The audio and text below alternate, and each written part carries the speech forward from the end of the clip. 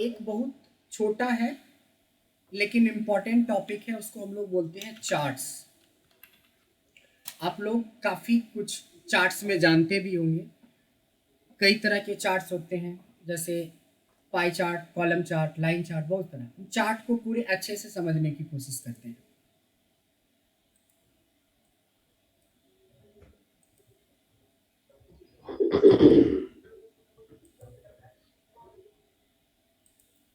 Chart के बारे में कुछ आइडिया दे सकते हैं कि चार्ट एक्चुअली होता क्या है?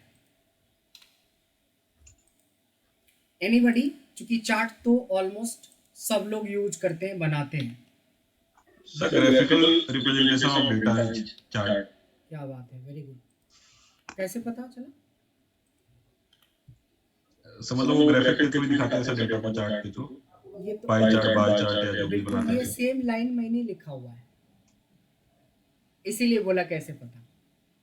Exactly, graphical representation of data is called chart. जब हम अपने रॉ डेटा को, जो ये न्यूमेरिकल डेटा है, नंबर में है, टेक्स्ट में है, उसको हम ग्राफ के जरिए दिखाएंगे तो उसको हम लोग चार्ट बोलते हैं। This is called graphical representation of data is called chart. ये देखिए ऑलरेडी जो ये बिल्कुल सबसे दुनिया का सबसे परफेक्ट इंट्रोडक्शन बोलिए कि चार्ट के बारे में कि ये है, या एक चार्ट के बारे में आप बता रहे हो, ग्राफिकल रिप्रेजेंटेशन ऑफ डेटा। तो होता क्या है कि चार्ट बनाते कैसे हैं मैक्सिमम लोगों को पता होगा, लेकिन एकदम बिल्कुल बिगिनिंग से चलते हैं कि हमारे पास में एक डेटा है, सिटी वाइज 2 बैंक का डेटा है, जिसमें उस बैंक के पास कितने क्लाइंट्स हैं, सिटी वाइज इसका डेटा है अपने पास। तो सबसे पहले सेलेक्ट करेंगे, इंसर्ट में जाएंगे, इंसर्ट में बहुत सारे चार्ट्स मिलेंगे, उसके अंदर एक है सबसे पहले कॉलम चार्ट। हम कॉलम चार्ट के जरिए ही सब कुछ समझने की कोशिश करेंगे। अब क्या होता है कि अगर ये जो चार्ट आपके सामने बन के आया, कोई जरूरी नहीं है कि हम फिगर देखने जाएंगे डेटा का। इस बार के जरिए, इस लाइन के जरिए, इस पिलर के जरिए यू कैन इजिली एनालाइज कि किसके पास ज़्यादा क्लाइंट्स हैं। यहाँ पे HDFC ब्लू में है और ICICI ऑरेंज में है। हम पता करके बता सकते हैं on the basis of graph, chart के बेस पे, कि दिल्ली के अंदर हमारी जो है ICICI के क्लाइंट ज़्यादा हैं, मुंबई में ICICI के क्लाइंट ज़्यादा हैं, चेन्नई में, जबकि कलकत्ता और पटना में HDFC के क्लाइंट ज़्यादा हैं। So this is called graphical representation of data. तो डेटा चार्ट क्या है, चार्ट कैसे बनाते हैं, दोनों देख लिया। अब आता है सबसे फर्स्ट टॉपिक है इसमें, देखिए, रीसाइज एंड मूवमेंट। यानी ज़रूरत के हिसाब से चार्ट को आप छोटा या बड़ा कर सकते हो, और मूवमेंट का मतलब होता है इसको राइट साइड में, लेफ्ट साइड में, जहाँ पे भी आपके पास जगह है, क्योंकि रिपोर्ट बनाते समय जगह की बहुत ज़रूरत पड़ती है। तो जहाँ पे भी जगह है वहाँ पे आप उसको बॉर्डर वाले एरिया पकड़ के, गलती से बीच वाले एरिया का करेंगे पूरा चार्ट का स्ट्रक्चर ही बदल जाएगा। हमेशा बॉर्डर वाले एरिया को पकड़ के जहाँ पे भी आप मूव करना चाहते हैं चार्ट को मूव कर सकते हैं। तो सबसे पहला पार्ट हमने स्टार्ट किया जिसका नाम है movement of chart and resize of chart. तो रिसाइज मतलब छोटा बड़ा करना, मूव मतलब मूव करना। अब मूव का मतलब ये नहीं होता है कि हम इसी सीट पे मूव कर सकते हैं।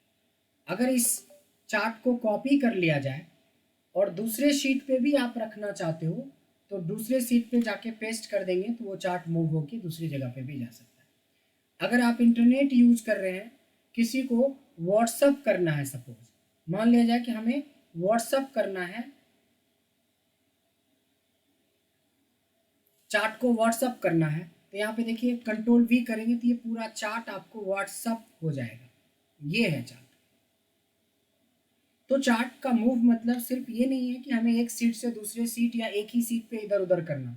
We can move anywhere, word में ले जा सकते हैं, PPT में ले जा सकते हैं, कहीं पे भी मूव करके आप ले जा सकते हैं और रिसाइज कर सकते हैं अपनी ज़रूरत के हिसाब से। इसके बाद आता है कि जब आपको रिसाइज समझ में आ जाए तब आपको समझना है elements. This is most important, this is second chapter in chart. Chart में पहला चैप्टर था resize and movement, second chapter ज़्यादा इंपॉर्टेंट है एलिमेंट्स ऑफ चार्ट, मतलब चार्ट, एक चार्ट के अंदर क्या क्या मेजरली पार्ट्स होता है। यहाँ पे आप देख पाएंगे कि क्या क्या चीज़ें हो सकता है। तो स्पेशली एक शीट हमने बना दी है ताकि आपको बिल्कुल दिक्कत ना हो समझने में। एलिमेंट्स ऑफ चार्ट में दो चीज़ें इसमें बहुत इजी है। देखिए एलिमेंट्स ऑफ चार्ट के अंदर दो चीज़ें सबसे इजी है, सबको पता होता है। एक होता है वर्टिकल एक्सिस, एक होता है हॉरिजॉन्टल एक्सिस। यहाँ पे कर्सर रखेंगे आपको दिख भी जाएगा कि ये वर्टिकल एक्सिस है, और ये पटना दिल्ली मुंबई जो बता रहा है ये हमारी हॉरिजॉन्टल एक्सिस है। यहाँ पे कर्सर ले जाएंगे बता रहा है, यहाँ पे कर्सर ले जाएंगे बता रहा है। तो दो एक्सिस होती है, दो एक्सिस पे हमारा चार्ट ये बना हुआ। उसके बाद आता है आपको चार्ट टाइटल। ये बताने की जरूरत नहीं है कि जब भी कोई चार्ट बनाओगे तो चार्ट टाइटल लिख के तो नहीं छोड़ेंगे, आप एक बहुत अप्रोप्रिएट कोशिश करेंगे यहाँ पे हेडिंग डालने के लिए। जैसे मैं डाल सकता हूँ number of client analysis between HDFC and ICICI। तो एक अप्रोप्रिएट हेडिंग आ गया हमारे पास। इसको अच्छे से अरेंज कर देंगे, सेंटर पे रहना चाहिए, ठीक है। तो ये हो गया हमारा चार्ट टाइटल।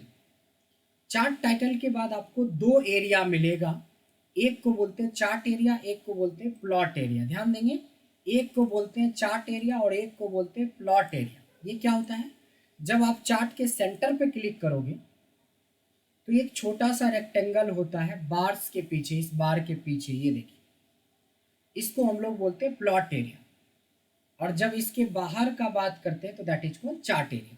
जब आप एक मकान खरीदते हैं तो एक होता है ओवरऑल एरिया और एक होता है आपका कारपेट एरिया। आई गेस इस मामले में तो आप लोग बहुत ज़्यादा आइडिया होगा कि कारपेट एरिया वो एरिया होता है जिस एरिया में हमारा पूरा अंदर का कंस्ट्रक्शन होता है, और एक होता है ओवरऑल एरिया। ओवरऑल एरिया को क्या बोलते हैं अतुल जी, क्या बोलते हैं ओवरऑल एरिया को?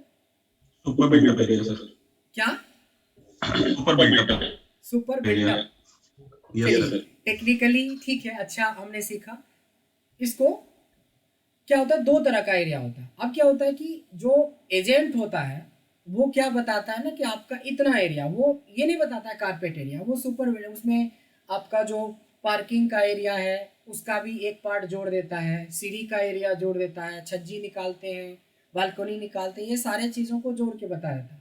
तो एक्चुअल से वो ज़्यादा होता है। तो जब भी हम लोग मकान खरीदते हैं, बनाते हैं, तो हमें पता होना चाहिए कि जो इंटरनल यूज वाला एरिया है वही हमारा कारपेट एरिया होता है। उसी तरीके से यहाँ पे भी दो एरिया है। ये जो अंदर वाला एरिया है उसको हम लोग प्लॉट एरिया बोलते हैं और बाहर वाले एरिया को चार्ट एरिया बोलते हैं। तो उसके बाद आ जाता है, देखिए डेट, इसमें देखेंगे लेजेंड एंट्री। ये लेजेंड एंट्री क्या चीज़ होती है? लेजेंड एंट्री होती है कि वो ऐसा कौन सा पार्ट है चार्ट का जिसके जरिए हमें पता चलेगा कि ये ICICI है, ये HDFC है। तो ये नीचे में दिखाता है। और एक्सेल में चार्ट के अंदर सबसे अच्छी बात है कि हर एक चीज़ के बारे में यहाँ पे लिख देता है कि ये लेजेंड एंट्री है। ये देखिए यहाँ पे लिख रहा है लेजेंड एंट्री है, ये लिख रहा है कि चार्ट एरिया है, प्लॉट एरिया, ये चार्ट एरिया, ये चार्ट टाइटल है, ये वर्टिकल एक्सिस है, सब कुछ लिखता है, इसलिए आपको ज़्यादा टेंशन भी नहीं है। अब आती है बारी डेटा पॉइंट या डेटा सीरीज इसको बोलते हैं। ये जो पिलर्स बने हुए हैं इसी को हम लोग डेटा पॉइंट या डेटा सीरीज बोलते हैं। ये डेटा सीरीज है। यहाँ पे देखिएगा पॉइंट, HDFC पॉइंट करके लिख रहा है, यहाँ पे ICICI point, that is called data point या डेटा सीरीज। एक आखिरी होता है डेटा लेवल।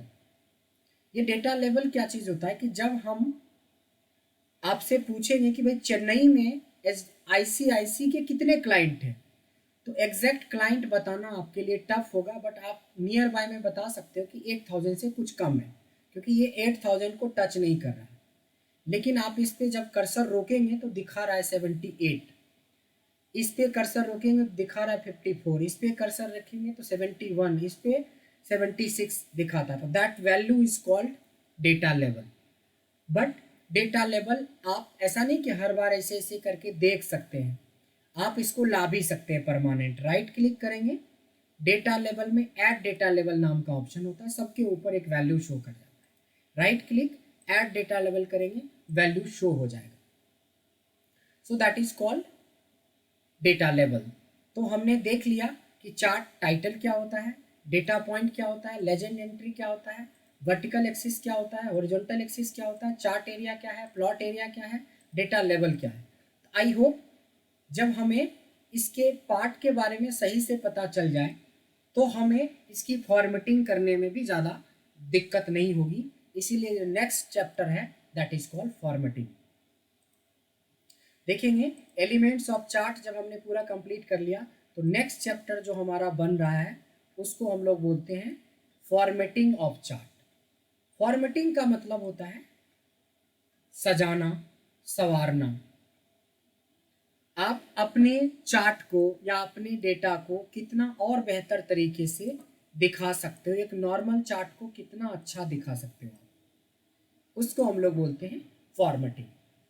देखिए फॉर्मेटिंग में दो कंडीशन हो सकते हैं, जब आपके पास बहुत कम टाइम हो और दूसरा होता है कि आपके पास एनफ टाइम हो, बहुत ज़्यादा टाइम हो।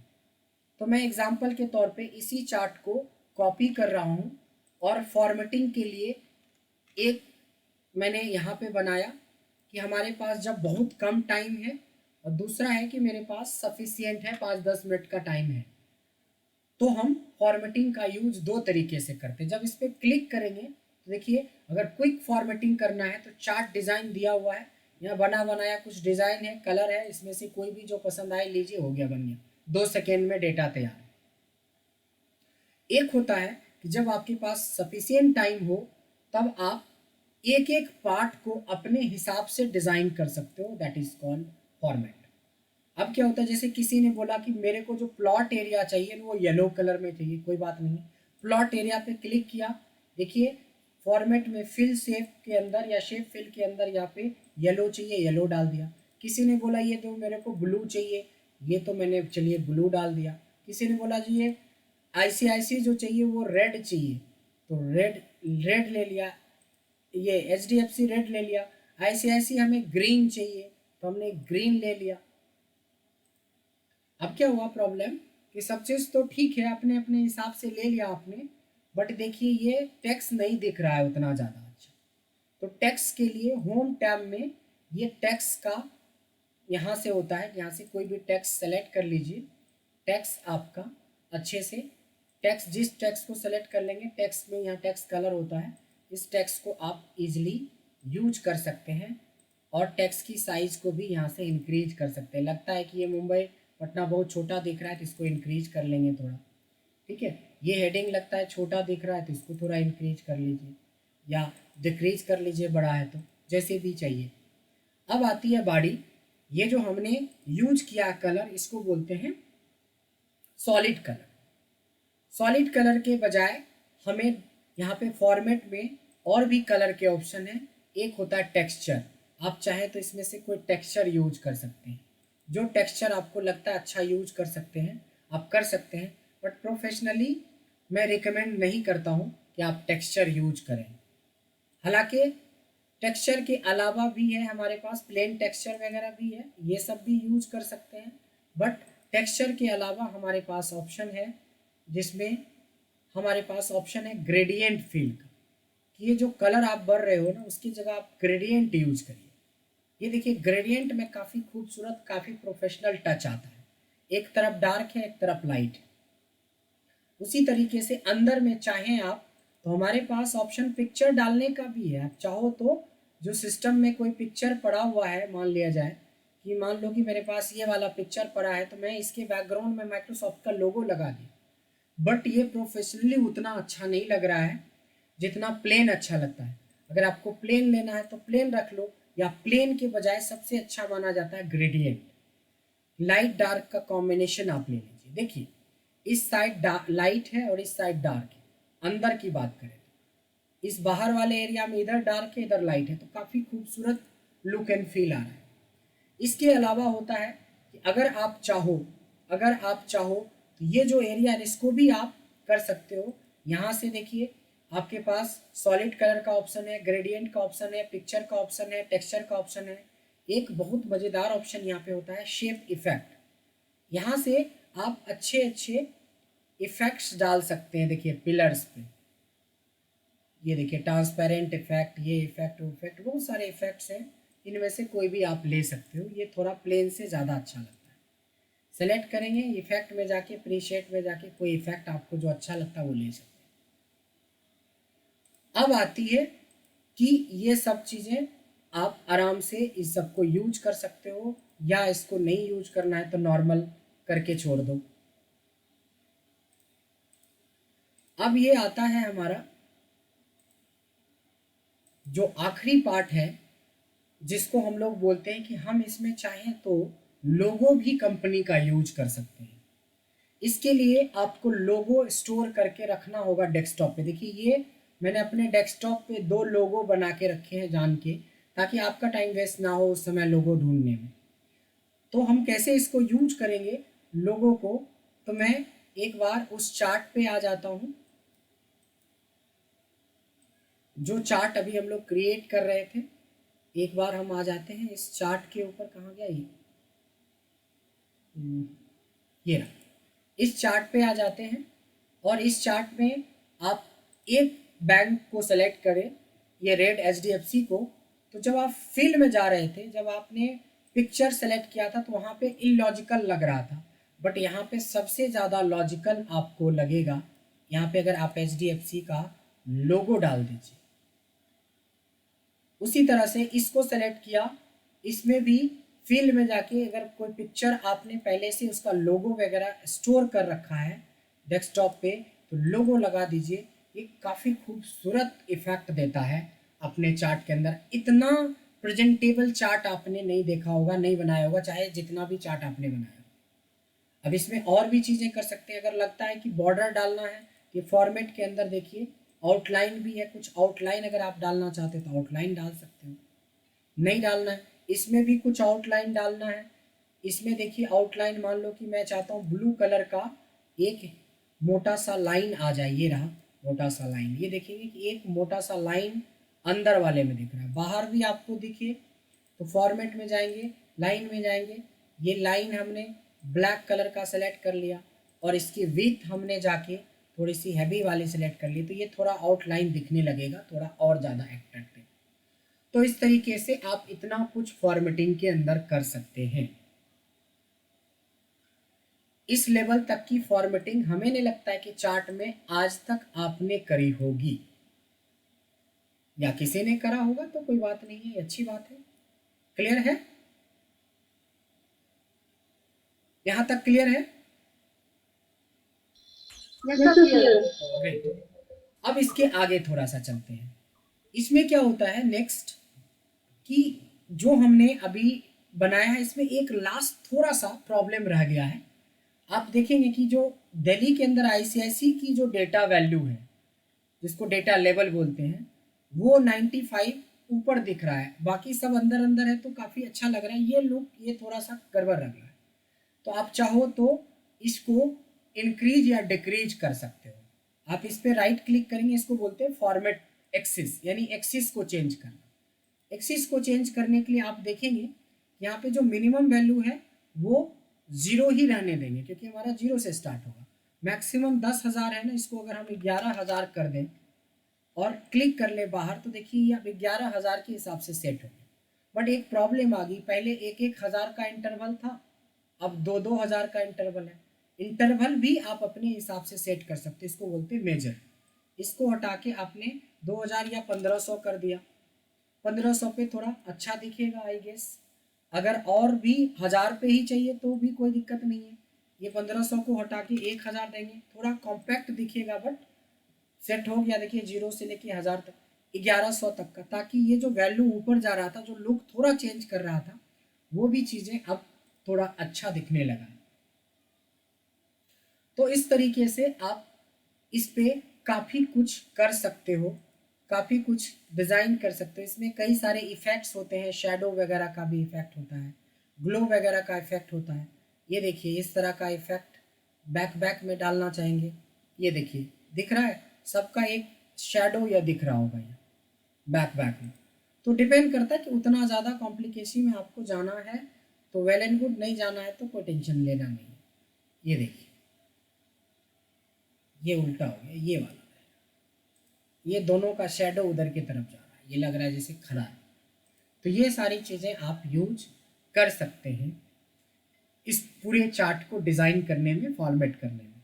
तो जो हमारा चार्ट का ये पार्ट था जिसको हम लोग बोलते हैं फॉर्मेटिंग ऑफ चार्ट और एक्सिस फॉर्मेटिंग, ये हमारा क्लियर हो। लास्ट है हमारा जिसको हम लोग बोलते हैं, इसमें देखिए दो चीज़ें नीचे लिख रखा था ऑलरेडी, हमने बोला कि फॉर्मेट दो तरीके से होता है चार्ट, एक डिज़ाइन के थ्रू होता है और एक फॉर्मेट के लिए, इसलिए ये कन्फ्यूजन ना हो, इसको हटा देते हैं। अब आते हैं एक आखिरी चीज़ है जिसको बोलते हैं टाइप्स ऑफ चार्ट। अब टाइप्स ऑफ चार्ट में आप कोई भी चार्ट बनाओ, हर चार्ट में आप डिज़ाइनिंग, आपको एक एक पार्ट पता है कि चार्ट के अंदर क्या क्या है। अब आप अपने हिसाब से, अपनी रिक्वायरमेंट के हिसाब से जो भी चार्ट आपको यूज करना है उस चार्ट को आप यूज कर सकते हैं। ठीक है, देखिए कैसे कर सकते हैं। जैसे एक डेटा है हमारे पास, अभी तक हमने इंसर्ट में जाके एक चार्ट यूज किया था, ये चार्ट को हम लोग कॉलम चार्ट बोलते हैं, जिसमें क्या होता है कि एक के बगल में एक का डिज़ाइन शो करता है, इसको कलर बदलना है, खुद से फॉर्मेट करना, दैट इज़ योर टास्क। अब ये बताने वाली बात नहीं कि आप इसको कैसे डिज़ाइन करेंगे, कलर करेंगे, बट अगर इसी में जाते हैं और हम लोग चार्ट में जाएं तो यहाँ पे देखते हैं कि एक और चार्ट देता है।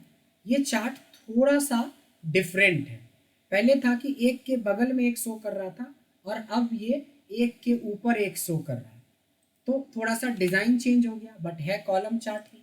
फिर एक और चार्ट में जाएंगे तो देखिए बार चार्ट, इसमें वर्टिकल नहीं होके हॉरिजॉन्टल है, तो ये बार चार्ट हो गया।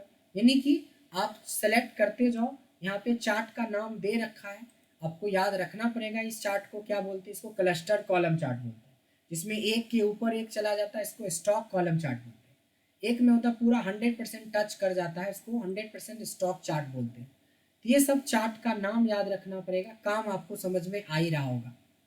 कॉलम चार्ट सिर्फ चाहिए आपको, तो नॉर्मल कॉलम चार्ट पे तो पूरी अभी 20-25 मिनट से हम लोग बात कर रहे हैं इसके ऊपर। ये सबसे बढ़िया चार्ट माना जाता है प्रेजेंट करने के लिए, क्योंकि ये सबसे ज़्यादा कंपेयर करता है चीज़ों को, बहुत अच्छे से साफ साफ दिख रहा होता है। फिर आती है इंसर्ट के अंदर। अब चलते हैं लाइन चार्ट। आपने देखा होगा स्पेशली मैच में, ये मैच में देखा होगा कि जब एक टीम खेलती है तो दूसरी टीम के कितने कितने ओवर बाद कौन अप्स एंड डाउन करता है, ये आप देख सकते हैं। या अगर सबसे अच्छा लाइन चार्ट आपको देखना है तो आप जाइए वर्ल्ड मीटर पे। वर्ल्ड मीटर इंडिया मैंने खोला कोरोना का, ये देखिए, अगर आप लोग ये देखते हैं तो इसमें लाइन चार्ट का यही यूज किया गया है कि कैसे कैसे केसेस।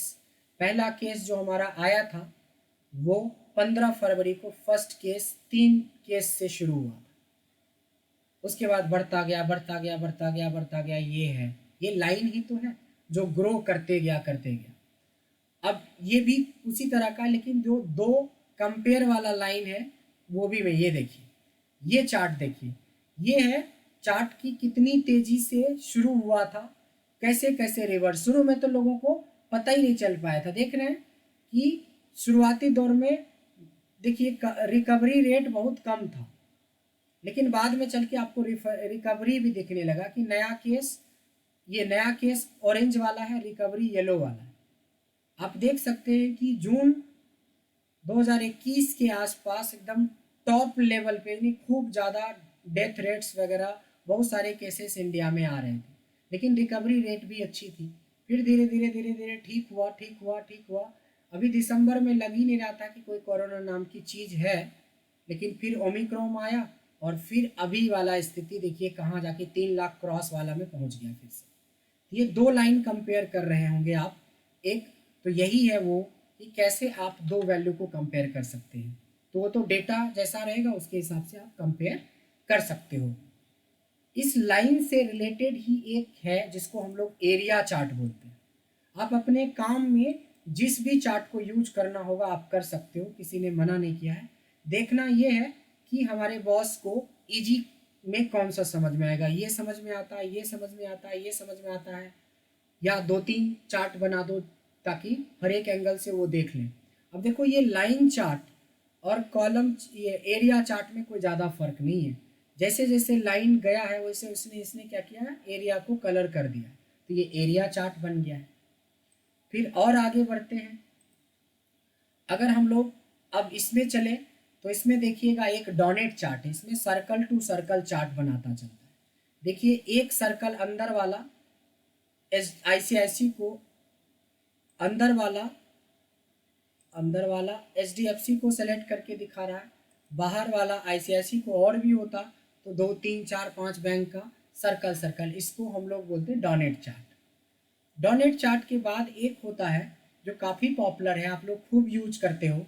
अभी जैसे 403 सीट्स के ऊपर चुनाव होने वाला है यूपी के अंदर, काफ़ी माहौल गर्म है, आपको पता ही होगा चुनाव के टाइम में, और न्यूज़ चैनल वाले कुछ ज़्यादा ही इसको मोमेंटम दे देते हैं। अगर सोचो कि इस डेटा के ऊपर अगर हम पाई चार्ट बनाते हैं, पाई बहुत कॉमन है, ये वाला, ये खूब चार्ट आपने बनाया होगा, बट इसमें पाई चार्ट बनाना नहीं चाहिए, ये गलत है, क्योंकि HDFC का दिख रहा है, ICICI का है कहाँ। तो ऐसे डेटा पे हम नहीं बनाते हैं पाई चार्ट जिसमें सिंगल कॉलम में टेक्स्ट हो, सिंगल कॉलम में आपका नंबर ऑफ सीट्स हो, या सिंगल ऐसे हो और सिंगल मतलब 2 रो 2 रो मल्टीपल कॉलम, या मल्टीपल रो 2 कॉलम, इस तरीके से कुछ भी ऑप्शन हो आपके पास। अब ऐसे चार्ट पे अगर सबसे अच्छा चार्ट बनता है इस तरह के डेटा पे, तो सबसे अच्छा चार्ट बनता है, यहाँ पे देखेंगे सबसे अच्छा चार्ट बनता है इसमें ये वाला चार्ट। ये अभी न्यूज़ में भी खूब दिखाते होंगे कि देखिए बीजेपी को 120 सीट मिलने वाला है, SP जीत रहा है, लेकिन ऐसा 20 सर्वे में नहीं बता रहा है, एक सर्वे में ऐसा बता रहा है, 19 सर्वे में ये उल्टा केस बता रहा है। अगर उल्टा ही सर उल्टा ही है, ये पूरा ही उल्टा है। हाँ, ऐस- इसमें 250 के आसपास बीजेपी को दिखा रहा है और इसको 120-25 के आसपास दिखा रहा है। ये सही है सर। हाँ। ये वाला सर्वे है, लेकिन एक सर्वे है जो इसका उल्टा दिखा रहा है, मतलब 19 लोग यही बता रहा है, 19 सर्वे यही बता रहा है, लेकिन एक सर्वे उल्टा बता रहा है। तो जो भी हो डेटा में, बट इस तरीके से दिखा सकते हो। अब आती, हमने पहली बार सीखा था कि इसके ऊपर वैल्यू ऐड कर सकते थे, राइट क्लिक करके ऐड कर दो ना, आपको ये वैल्यू भी दिखने लगेगा कितनी सीट है। अगर आप इसमें परसेंटेज दिखाना चाहते हो, देखो इसमें कुछ परसेंटेज के भी सिंबल हैं, इसमें से कोई डिज़ाइन, एक डिज़ाइन वाले में परसेंटेज वाला सेलेक्ट कर लो, यानी कि अगर कंप्लीट 200-250 सीट ले आती है बीजेपी, तो उसको 62% पूरा वोटिंग, पूरे सीट का 62%, लगभग 23% किसको मिल रहा है, अदर्स को मिल रहा है। कांग्रेस को तो पता नहीं 1% मिल रहा है, और भी है SP है ऑरेंज वाला, जिसको कि मोटा मोटी 30% सीट मिल रहा है। तो इस तरह का आप सर्वे देखेंगे तो सर्वे वाले में भी इसका बहुत अच्छा यूज होता है। तो आप अपने हिसाब से इसको चूज कर सकते हो कि आपको आपके डेटा पे कौन सा सूट करता है। अब हम लोग ड्रेस बहुत कुछ पहनते हैं, T-शर्ट पहनते हैं, शर्ट्स पहनते हैं, जैकेट लगाते हैं, ये वो है, बट डिपेंड करता है कि किस तरह की पार्टी फंक्शंस में आप जाएंगे, उस तरह का यूज करें। वैसे आप कई डेटा पे यूज करेंगे तो वहाँ पे कोई रटना नहीं है, वहाँ देखना है कि अप्रोप्रिएट, उस पर लाइन चार्ट अच्छा लगेगा, कॉलम चार्ट अच्छा लगेगा, पाई चार्ट अच्छा लगेगा, बार चार्ट अच्छा लगेगा, इस तरीके से आप ले सकते हैं। अब एक होता है जिसको हम कॉम्बो चार्ट या मिक्स चार्ट के नाम से जानते हैं। ऐसे में क्या होता है कि सेलेक्ट कर लो, इंसर्ट में देखिए एक कॉम्बो चार्ट का भी ऑप्शन दे रखा है। तो मोटा मोटी 3 ही चार्ट ज़्यादा यूज होता है, एक लाइन चार्ट होता है, एक कॉलम चार्ट होता है, एक पाई चार्ट। बट बनाने को एरिया चार्ट, डोनेट चार्ट, बहुत सारे चार्ट्स आपने देखा, तो वो देखिएगा कि सिंपल वे में जो लोगों को समझ में आ जाए। कॉम्बो में क्या किया, एक को कॉलम पे रखा, एक को लाइन पे रखा। एक होता है जिसमें हम थोड़ा ट्रेंड वगैरह दिखाते हैं, ये भी हालांकि कॉम्बो चार्ट ही है। इस चार्ट का कॉन्सेप्ट कहता है कि आप पहले एक चार्ट बना लो, नॉर्मल जैसे चार्ट बनाते हो वैसे नॉर्मल चार्ट बना लो। चार्ट बनाने के बाद हम चेंज भी कर सकते हैं, जैसे इस पर राइट क्लिक किया तो change series chart type option आता है, तब ये देखिए कॉम्बो पे ही डायरेक्ट जाता है, बट यहाँ पे चूज करने का ऑप्शन होता है कि लाइन किसको चाहते हो, ट्रेंड वाले को लाइन चाहते हो, HDFC को लाइन चाहते हो, ऐसे मैं चाहता हूँ कि ट्रेंड वाले को ये लाइन चार्ट में कन्वर्ट कर दे। तो देखिए क्या हुआ, ये दोनों कॉलम में रह गया और एक लाइन बन गया, जिससे कि हम ट्रेंड का पता कर सकते हैं कि दिल्ली में जो उसने टारगेट सेट किया था दोनों बैंक ने पूरा कर लिया। बट पटना में HDFC तो कर लिया, ICICI का रह गया। मुंबई में HDFC नहीं कर पाया, ICICI बहुत आगे निकल गया। इस तरीके से आप ट्रेंड चार्ट वगैरह भी, कॉम्बो चार्ट वगैरह भी बना सकते हो यूज के हिसाब से। तो ये था हमारा चार्ट जिसको यूज करेंगे। एक और चार्ट के बारे में मैं जिक्र कर रहा हूँ जो सिलेबस से अलग है, लेकिन हर लोग इस चार्ट को जरूर देखा होगा। ECG रिपोर्ट्स देखी है आपने? ECG रिपोर्ट जो है, आपको क्या लगता है कि कौन सा चार्ट होता होगा? ECG रिपोर्ट हमारी लाइन चार्ट होती है। Line chart sir. Exactly, line chart होती है। ये दिखा सर शेयर मार्केट में सेम है ना? हाँ, वो अलग अलग डेटा सर आपके हिसाब से वो लेता है। देखिए मैंने ना जान के ना बिट्स बनाई है, 72 बिट्स बनाई है, वो भी रेंज बिटवीन फंक्शन से, ऐसे ही बना दिया जस्ट फॉर लॉजिक। अब क्या होता है कि एक बंदे को कितना बिट्स होता है, जब हम ECG चेक करते हैं तो क्रिटिकल केस को डायग्नोज कैसे किया जाता है तो डॉक्टर बताएगा, बट हमारे पास जो रिपोर्ट प्रिंट होके आता है वो यही आता है, ऐसा आता है। अगर आप टीवी पे देखते रहते हो तो ऐसा चलता रहता है। अगर ये प्लेन हो गया तो समझ लो विकेट गिर गया। अगर चल रहा है मतलब सब चीज क्रिटिक। अगर आप वेंटिलेटर पे हो तो समझ तो सकते हो कि ये क्रिटिकल कंडीशन है, तभी तो आपको टीवी पे रखा गया ऐसा। लेकिन अगर ये प्लेन हो गया तो डॉक्टर मना कर दिया आपको, समझ लो ये प्लेन नहीं होना चाहिए, ये प्लेन मतलब खत्म कहानी। तो ये होता है ECG रिपोर्ट। अब ECG रिपोर्ट में कितना वेरिएशंस हैं उसकी एक अपनी मापदंड होती है, उसका अपना एक रिपोर्ट बनता है, वो डॉक्टर बताएगा। बट हमारे सामने हमें नहीं लगता कि कोई बंदा होगा जो ये वाले रिपोर्ट्स नहीं देखी होगी। सबको ये रिपोर्ट्स देखने को मिलता है। कोई मूवी में देखा होगा, कोई रियल में देखा होगा, कोई अपना ही खुद का देखा होगा। तो ये था हमारा चार्ट। अब चार्ट पे भी आपने सारी चीज़ें सीखी है, अब चार्ट को अच्छे से इम्प्लीमेंट करिए। चार्ट को इम्प्लीमेंट अगर आप कर देते हो बहुत अच्छे से, तो हमें लगता है कि आप अपने डेटा को अब पहले के बनिस्बत थोड़ा बेहतर या बहुत ज़्यादा बेहतर आप प्रेजेंट कर पाएंगे। अब चार्ट का यूज प्रेजेंटेशन होता है, तो चार्ट का यूज से तो VLOOKUP का काम तो होगा नहीं, इफ का तो काम होगा नहीं, लेकिन चार्ट से जो काम हो सकता है वो थोड़ा आप बेहतर यूज कर सकते हैं। सॉर्टिंग फिल्टर से जो आप कल तक यूज कर रहे थे उससे बेहतर आज यूज कर सकते हैं। कंडीशनल फॉर्मेटिंग में तो मैंने दिखाया ही आपको कि कितना अच्छा काम कर सकते हैं, कंडीशंस पे लगा के अपने डेटा को प्रेजेंटेबल डैशबोर्ड टाइप से बना सकते हैं। तो ये था आज का सेशन, और इसकी भी रिकॉर्डिंग आपकी हो गई है तो ये भी आपको मिल जाएगा।